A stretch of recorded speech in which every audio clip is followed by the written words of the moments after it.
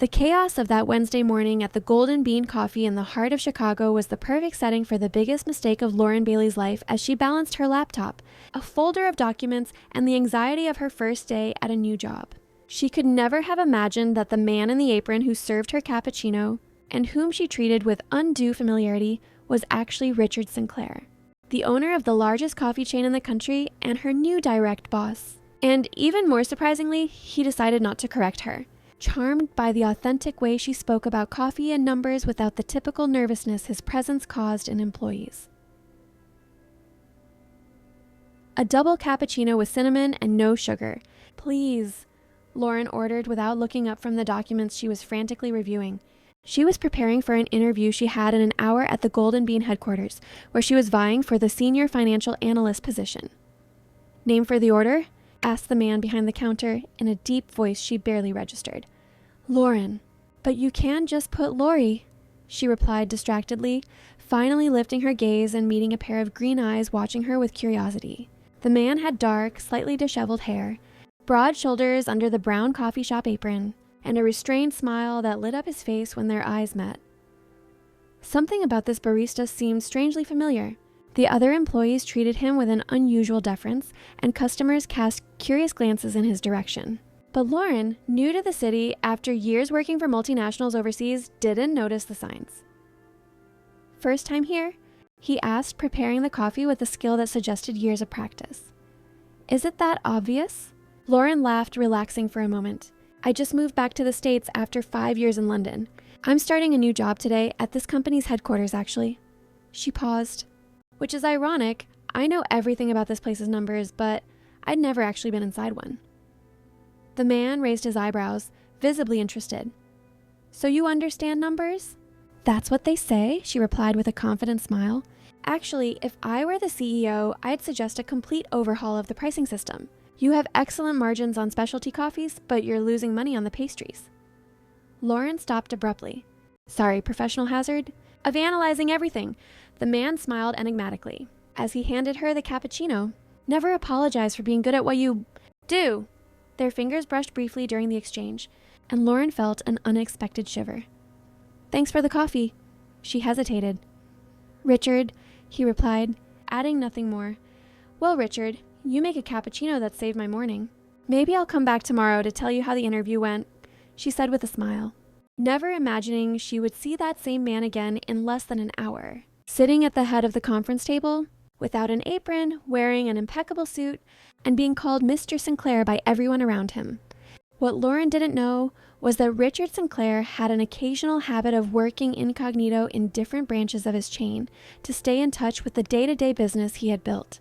And that morning, for the first time in years, he felt seen as an ordinary man, not as the millionaire who graced business magazines.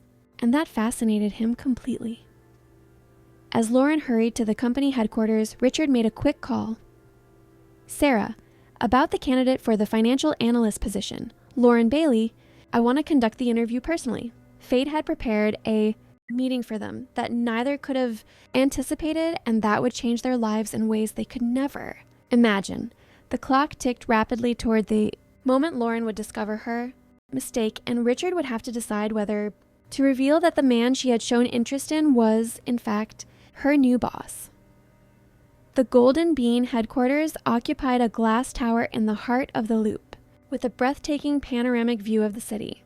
Lauren arrived 15 minutes early, regaining her composure in the mirrored elevator ascending to the 20th floor. Her reflection showed a 28-year-old woman determined, with brown hair pulled back in a low bun and eyes that mixed nervousness and resolve. Ms. Bailey, please follow me, the receptionist said after announcing her arrival. There's been a slight change. Mr. Sinclair has decided to conduct your interview personally. Lauren's stomach dropped. It was rare for the CEO of a company this size to participate in selecting analysts, even senior ones. The pressure had just increased exponentially. Is Mr. Sinclair demanding? She asked, trying to sound casual as they walked down the hall. The receptionist smiled enigmatically. Let's just say he knows exactly what he's looking for. When the conference room door opened, Lauren felt her breakfast churn in her stomach. There he was, The barista, now without an apron, in a perfectly tailored charcoal gray suit, sitting at the head of the table with a posture that radiated authority. Their eyes met, and the smile he gave her held a mix of amusement and curiosity. "Ms. Bailey, what a pleasure to see you again so soon. Please, have a seat." She remained paralyzed for 3 seconds that felt like an eternity. Her brain worked frantically to process the situation. The barista to whom she had suggested that his own business needed price restructuring. The barista she had discreetly flirted with. Was Richard Sinclair, the billionaire CEO whose career she had studied meticulously for this interview. "Mr. Sinclair," she managed to say, finally regaining her composure with a superhuman effort, "you're multi-talented. You make an excellent cappuccino." A tense silence filled the room. The assistant accompanying them looked confused. But then, to everyone's surprise, Richard let out a genuine laugh. "Ms. Bailey, I believe we've started our professional relationship in a rather unconventional way," he commented, indicating the chair again for her to sit. I must say, it was refreshing. Lauren took a deep breath and decided her only way out was to move forward with dignity. "I apologize for the misunderstanding. Mr. Sinclair, if I had known who you were, would you have suggested the same changes to the pricing strategy?" He interrupted, arching an eyebrow. She hesitated for only an instant. Probably yes, but with a PowerPoint presentation and supporting graphs. The comment drew another smile from him, and the tension in the room perceptibly eased. "Well, then perhaps this misunderstanding was productive. I received a preview of your analytical skills under circumstances where you had no reason to impress me." He glanced at her resume. Degree from Cambridge, experience at 2 of the top consulting firms in New York. "What brings you back to the States, Ms. Bailey?" The question was standard, but the tone was not. There was a genuine curiosity that went beyond the professional. "My father fell ill," she answered frankly. "I moved back to be near family, but also because I believe I can make a difference here. The American market has challenges that require creative solutions." "Like our pastry pricing strategy?" Richard teased subtly. "Exactly." Lauren smiled, regaining her confidence. "In fact, Mr. Sinclair, now that I know who you are, I have even more ideas I'd like to share." The interview continued for another hour, transforming into a lively discussion about business strategies, market trends, and expansion possibilities. Lauren realized, with growing admiration, that besides being incredibly attractive, Richard Sinclair was brilliant. His mind worked with impressive speed, making connections that many executives she had worked with never could. At the end, when he stood to close the meeting, Lauren was sure of 2 things. First, that she had done well in the interview, and second, that she was dangerously interested in her potential new boss, a complication that was not in her plans. "Ms. Bailey," Richard said, extending his hand for a formal shake. "HR will be in contact with you later today, but I can tell you that your prospects are extremely favorable." When their fingers touched in the handshake, they both felt that electric current again, the one they had experienced at the coffee shop. This time, Richard held her hand a second longer than was strictly professional. "Thank you for the opportunity, Mr. Sinclair," she replied, holding his gaze despite her racing heart. "Richard," he corrected her softly.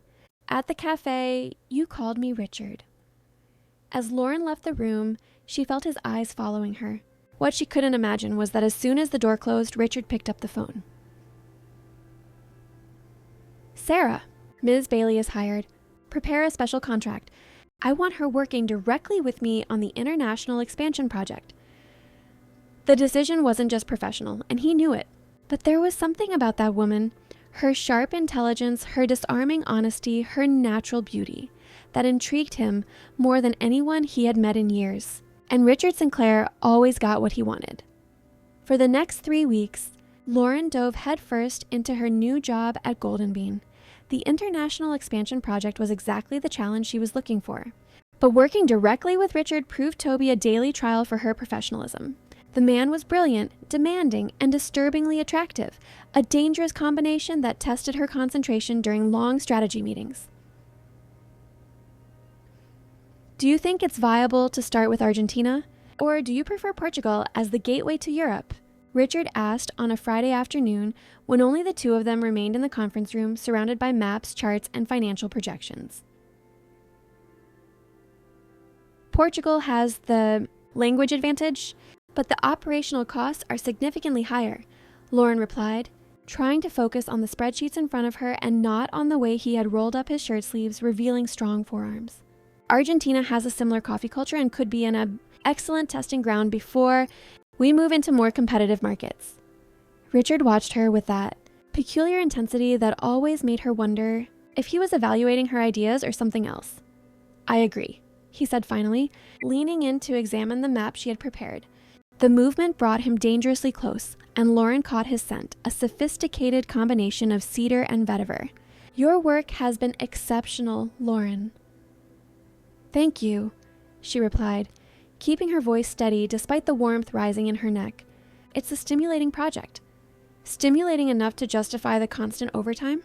Richard asked, a smile playing at the corners of his mouth. I've noticed you've been the first to arrive and the last to leave almost every day. Lauren hesitated. The truth was, diving into work was her strategy for dealing with the inconvenient attraction she felt for him. But there was another reason. My father is in treatment, she admitted. The office is sometimes quieter than the hospital. Something in Richard's gaze shifted, a momentary vulnerability she had never witnessed. I'm sorry, he said with surprising sincerity. What kind of treatment? Lymphoma, she replied, the word still hard to say. The prognosis is good, but the process is exhausting. A silence settled between them, different from the usual tension, deeper, more personal. I lost my father 5 years ago, Richard revealed abruptly. It was why I started occasionally working in the shops. He started as a barista and always reminded me to never lose touch with the roots of the business. Lauren stared at him, surprised. In the interview she had read, Richard Sinclair always seemed calculating and reserved. This vulnerability was unexpected and touching. That explains your skill with the cappuccino, she commented, trying to lighten the moment.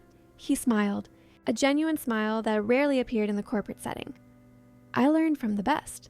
My father made the best coffee in Lincoln Park. I grew up at the counter of his small cafe. He made a sweeping gesture, indicating the empire he had built, and I turned it all into this glamorous distraction. An impressive distraction, she said, seeing him in a new light.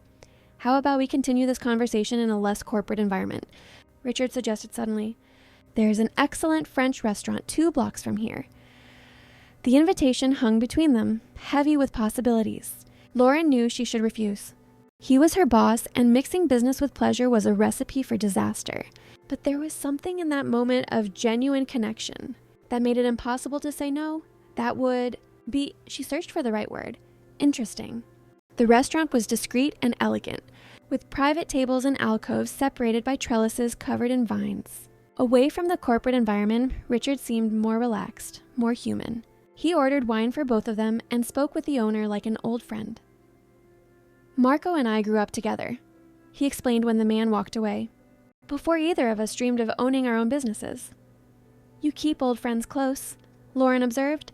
That says a lot about a person. I try not to forget where I came from, he shrugged, despite the image the press likes to build. The feared business shark?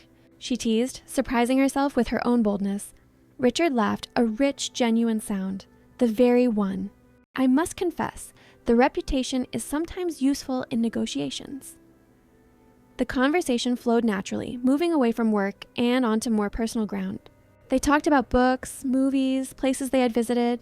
Lauren told him about her years in London, and Richard shared stories of his childhood in a working-class neighborhood in Chicago. When dinner ended, neither of them seemed ready to end the night. They walked through the quiet neighborhood streets, the gentle spring breeze softly stirring Lauren's hair, which she had let down from its formal bun during dinner, a gradual shedding of formalities.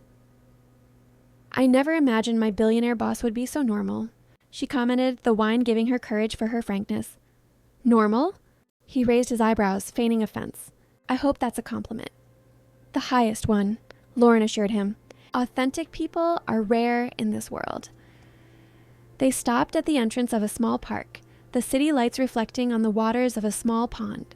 It was then that Richard turned to face her, his expression suddenly serious. Lauren, I need to be honest. This dinner had nothing to do with work. Her heart sped up, but she maintained her composure. I figured that out around the second glass of wine. When you started telling me about your frustrated teenage guitarist phase, He smiled, but quickly turned serious again. What we're doing is complicated. I'm your direct boss. Extremely complicated, she agreed. Unethical, risky, and potentially disastrous for my career, which I've fought so hard to build. Exactly, Richard said, taking a step toward her. So I think we should stop right now. Absolutely, Lauren agreed without moving. The silence between them was thick with tension as they stared at each other, neither willing to take the next step, but equally unable to retreat. Or, Richard finally said, his voice huskier, I could transfer your supervision to Sarah. Technically, you wouldn't be reporting directly to me anymore. Lauren felt her heart leap. That would be, she searched for the words, a pragmatic solution. Pragmatism is one of my qualities, he murmured, now so close she could feel the warmth radiating from his body. Along with modesty, obviously, she teased, but her voice trembled slightly. And then, under the starry Chicago sky, surrounded by the distant hum of the city, Richard Sinclair, the billionaire CEO she had mistaken for a simple barista, leaned in and kissed her. It was a gentle kiss at first, almost hesitant, which quickly deepened into something more urgent, as if they had both been waiting for this moment since that first meeting at the coffee shop. What neither of them noticed, wrapped up in that moment of connection, was the discreet flash of a camera in the distance. A paparazzo who had recognized the famous entrepreneur and captured what would be, the next morning, the headline on every gossip site, Golden Bean CEO caught kissing newly hired employee. Lauren woke to the insistent ringing of her cell phone. Still drowsy, she fumbled for the device on her nightstand without opening her eyes. The previous night, the dinner, the walk, the kiss, still felt like a delicious dream she didn't want to wake from. Hello, she finally murmured, answering. Lauren, it's Sarah from Golden Bean. We need you to come to the office immediately. The urgency in the HR director's voice made Lauren sit up in bed instantly, alert. Did something happen? There was an uncomfortable pause. It's better if we talk in person. A company car is already on its way to your apartment. The call ended before Lauren could ask any more questions. Her heart pounding, she ran to the bathroom. As she brushed her teeth, she unlocked her phone to check her messages and saw a notification from a news portal flashing on her screen. Scandal at Golden Bean, CEO and analyst in secret romance. Below, a photo of her and Richard in the park at the exact moment of the kiss. No, Lauren murmured in panic, quickly opening the app. The article was even worse than she imagined, insinuating that her hiring had been motivated by Richard's personal interest, questioning her professional qualifications, and speculating on how long the affair had been going on. Within minutes, she was in the company car, heading to the office with a knot in her stomach. She tried calling Richard 3 times, but every call went straight to voicemail. When she arrived at the Golden Bean headquarters, the atmosphere was palpable. Employees glanced at her sideways, conversation stopping abruptly as she passed.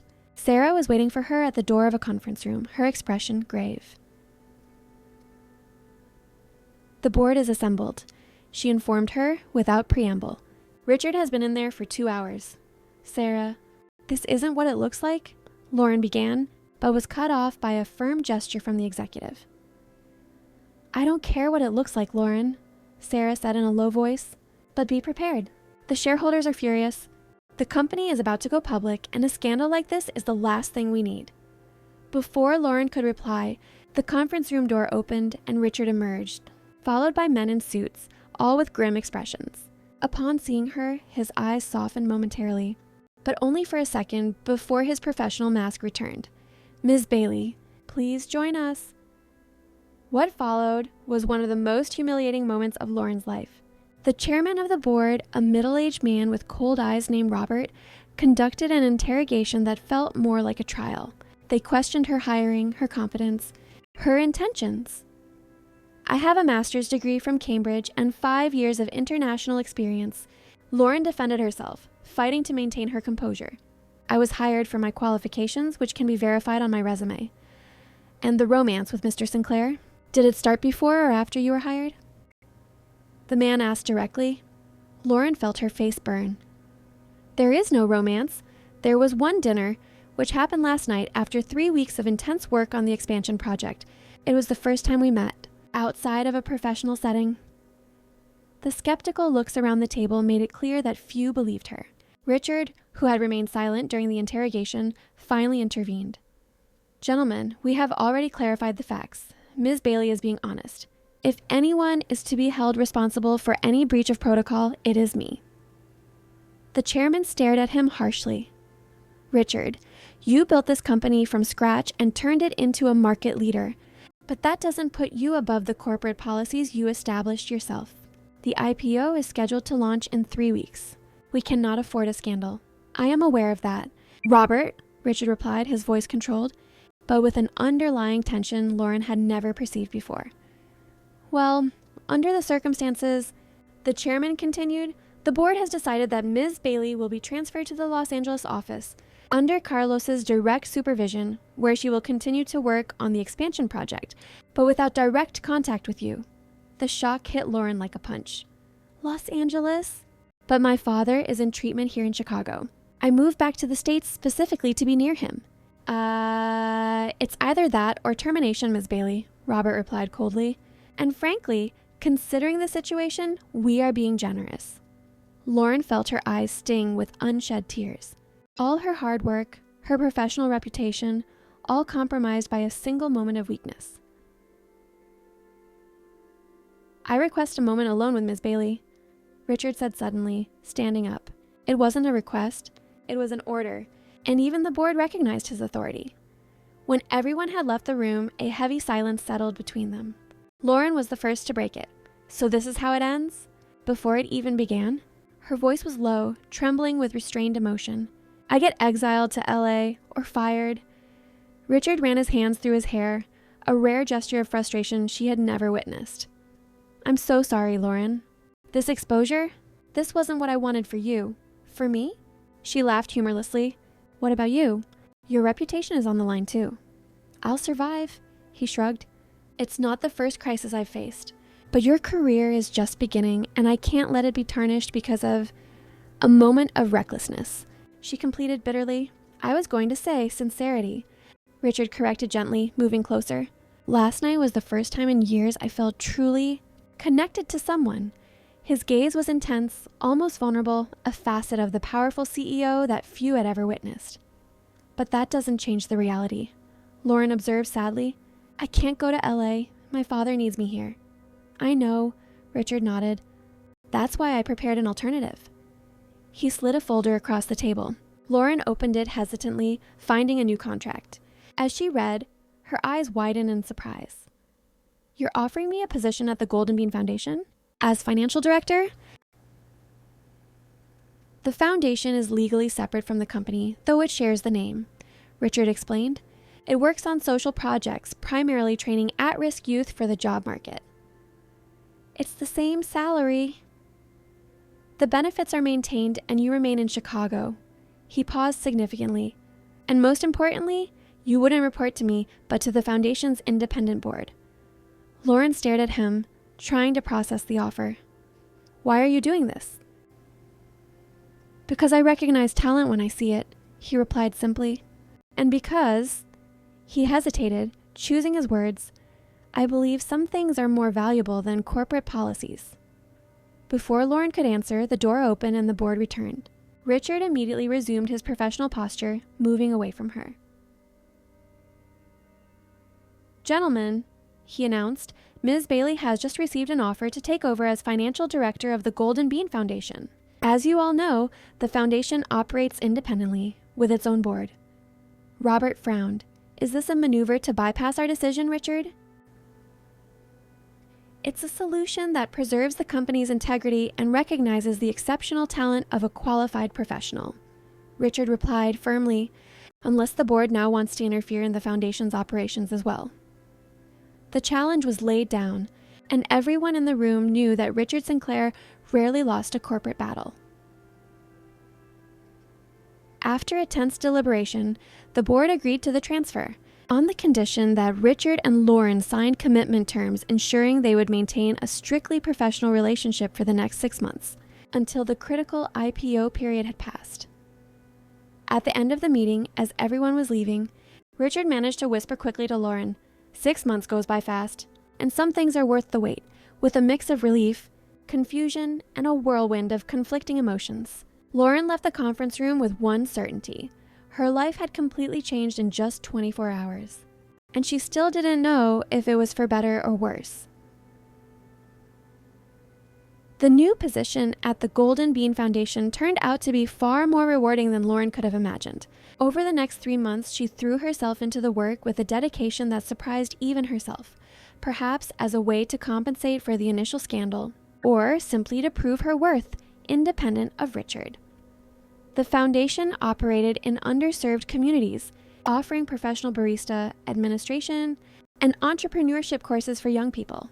Lauren not only reorganized the finances, but also developed a microloan program for alumni to start their own businesses. Her work was making a real difference in the lives of people who needed opportunities, something far more meaningful than increasing a corporation's profits. "You've transformed this classroom in just 2 months," commented Maria, the pedagogical coordinator, as she showed Lauren the new training space in a community on the south side. Young people were practicing on professional coffee machines, guided by experienced instructors. "When you proposed investing in top-of-the-line equipment, I thought it was overkill. But I get it now. Our students need to train with the best to be the best." Lauren smiled, watching a girl of about 18 create perfect latte art. "They deserve the best, and the results are already showing. 87% of the graduates from the last class are already employed." Lauren's phone vibrated with a text. It was her father. "Today's test came back good. Doctor said I'm responding to the treatment. Let's celebrate with that chocolate fudge cake you love." She felt her eyes well up with relief. The last few weeks had been a roller coaster between the intense work at the foundation and visits to the hospital to accompany his treatment. Finally, some good news. Another message came through immediately. This one from Richard. "Foundation board meeting tomorrow. First time in 6 months we'll officially be in the same room." Nervous? Lauren smiled at her phone. While strictly respecting the agreement to maintain professional distance, they had developed a discreet communication via text. Nothing compromising, just talk about books, movies, and occasionally updates on her father's health. But every message carried an implicit promise, a reminder that time was passing and the wait would soon be over. "Nervous? Hardly. I've only rehearsed my presentation 15 times," she replied, feeling that familiar flutter in her stomach that Richard always caused, even from a distance. "You'll impress them, I'm sure of it. And after, dinner to celebrate?" The invitation was clear. There were only 3 days left until the 6 months stipulated by the board were over. It was technically within the window, but close enough to be acceptable. "I'd love to," she typed, smiling to herself. "But no paparazzi this time, please." "Deal. I have the perfect place in mind." The next day, Lauren presented herself impeccably for the foundation's board meeting. She wore a burgundy pantsuit that highlighted her eyes, her hair down and framing her face, a far cry from the executive with the severe bun who had joined Golden Bean 6 months prior. The work at the foundation had changed her, softened some edges without compromising her efficiency. When she entered the conference room, her eyes immediately found Richard's. He was talking with other board members, but his attention instantly shifted to her. 6 months of distance hadn't diminished the intensity of that connection. Lauren's presentation was flawless. With precise numbers and real-life cases, she demonstrated how the foundation had expanded its impact under her financial management, reaching more communities and transforming lives. By the end, even the most skeptical board members were applauding enthusiastically. "Impressive, Ms. Bailey," praised Robert, the same chairman who had once treated her so coldly. "You have exceeded all expectations." "Thank you, sir. The credit goes to the incredible team I work with." The meeting continued with other matters, and Lauren allowed herself to relax slightly, observing Richard as he led the discussions. He had changed too. He seemed calmer, more centered. Occasionally, their gazes would cross, a silent communication that made her heart race. At the end of the meeting, as the members dispersed into small groups, Richard casually approached her. "Excellent work, Lauren. The foundation has never been in better hands." "Thank you, Mr. Sinclair," she replied formally, aware of the curious glances around them. "We have ambitious projects for the next quarter." "I can't wait to discuss them," he commented, a flicker of amusement in his eyes. "Perhaps over dinner later?" That would be..." She searched for the word, an echo of that first night. Interesting. The restaurant Richard chose was a complete surprise. A small bistro on a quiet street in Lincoln Park with a veranda covered in ivy and fairy lights.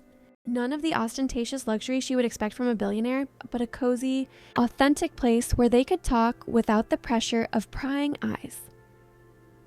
"This place is charming," Lauren commented, accepting the glass of wine he offered. "How did you find it?" "It belongs to Marco's son," Richard explained. "It's less traditional than his father's restaurant, but with its own personality. I thought you'd like it." "You were right," she smiled, appreciating the attention to detail.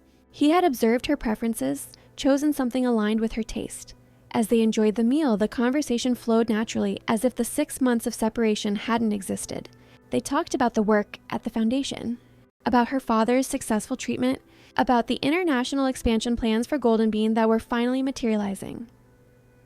"Argentina was definitely the right choice," Richard commented.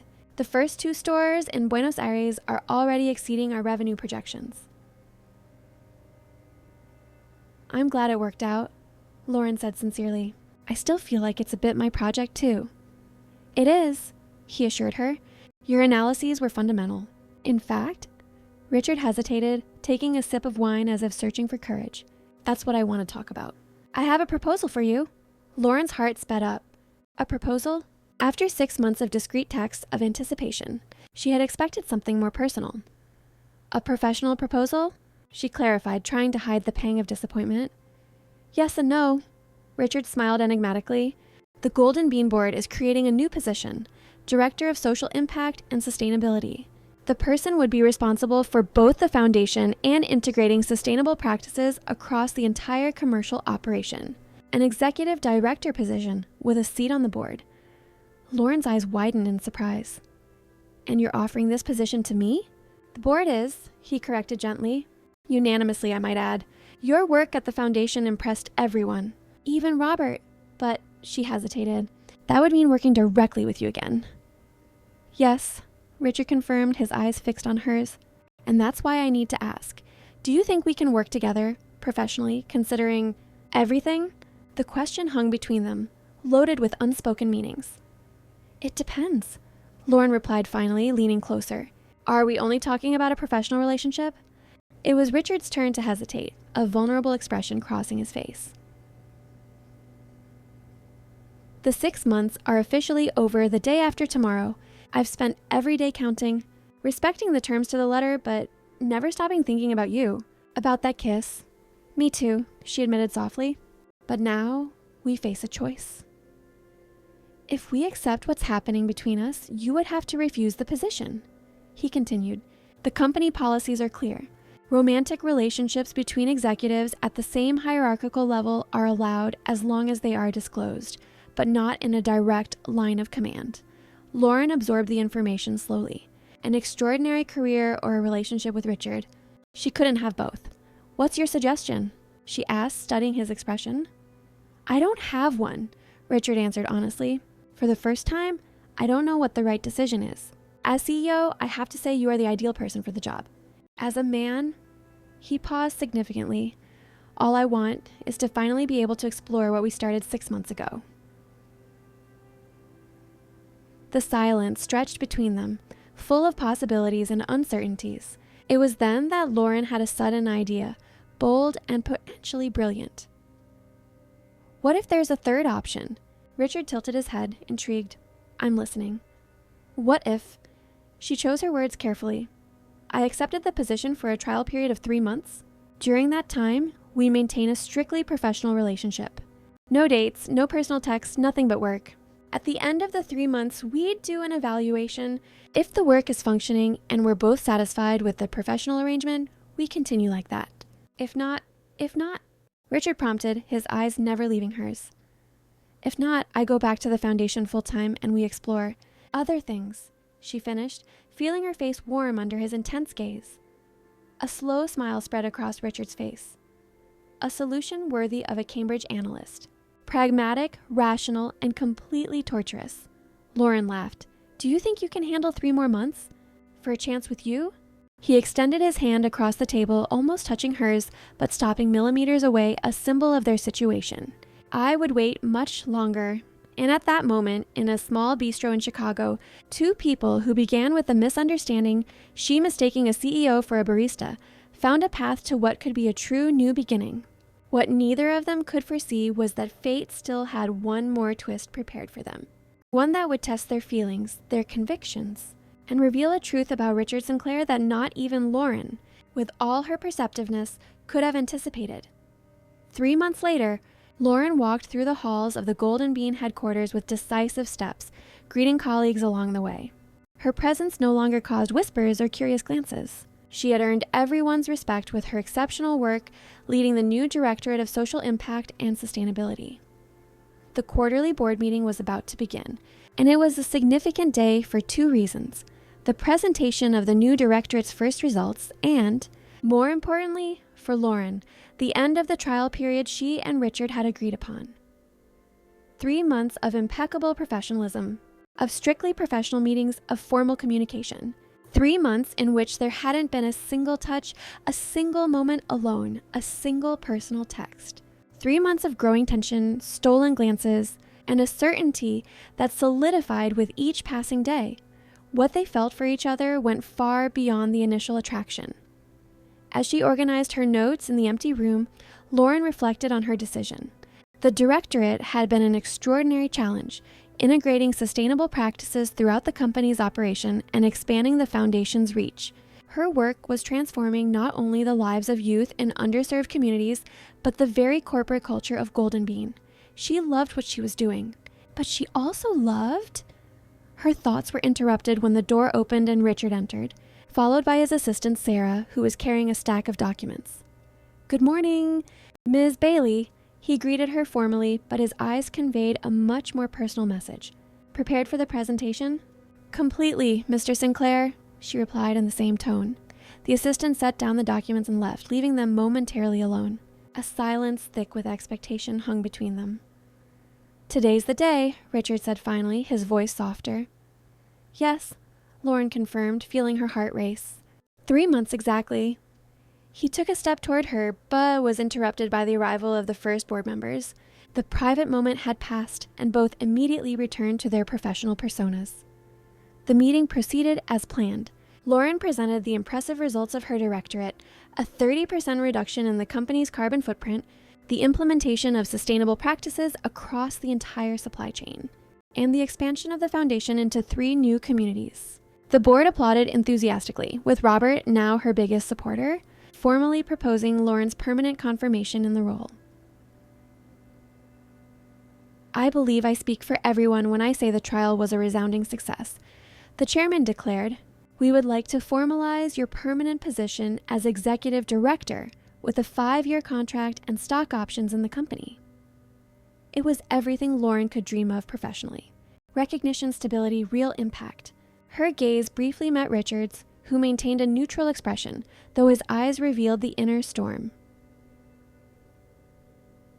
"I deeply appreciate the confidence," she replied carefully. "I would, however, like to request 1 day to formally consider the proposal. As you know, decisions of this magnitude deserve proper reflection." Robert seemed surprised, but agreed. The meeting adjourned shortly after, with the board members dispersing for a cocktail reception on the upper floor. Lauren was gathering her notes when she realized only she and Richard remained in the room. He had discreetly closed the door and was now watching her with an intensity that made her heart leap. "Are you sure you need a whole day to decide?" he asked, his voice low and hoarse. "Maybe less," she replied, a small smile playing on her lips. "Depends on what? One last piece of information. I need to make my decision." Richard took a step toward her, closing the distance between them.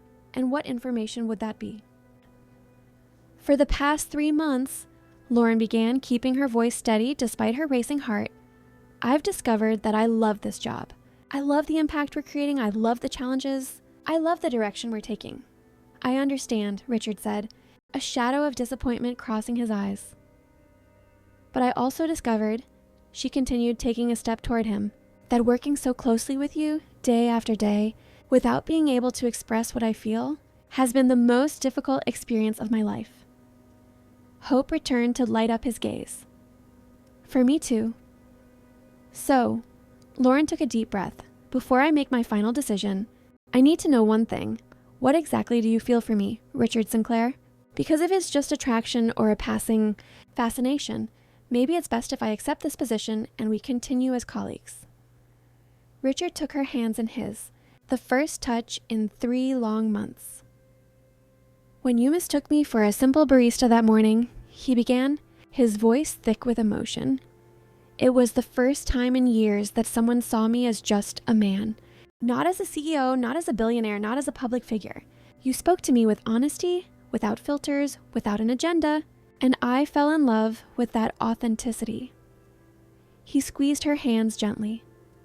Over the last 9 months, the 3 of work followed by the 6 of forced distance, and these 3 of working together, my feelings have only grown. It's not attraction, Lauren. It's not a passing fascination. I love you.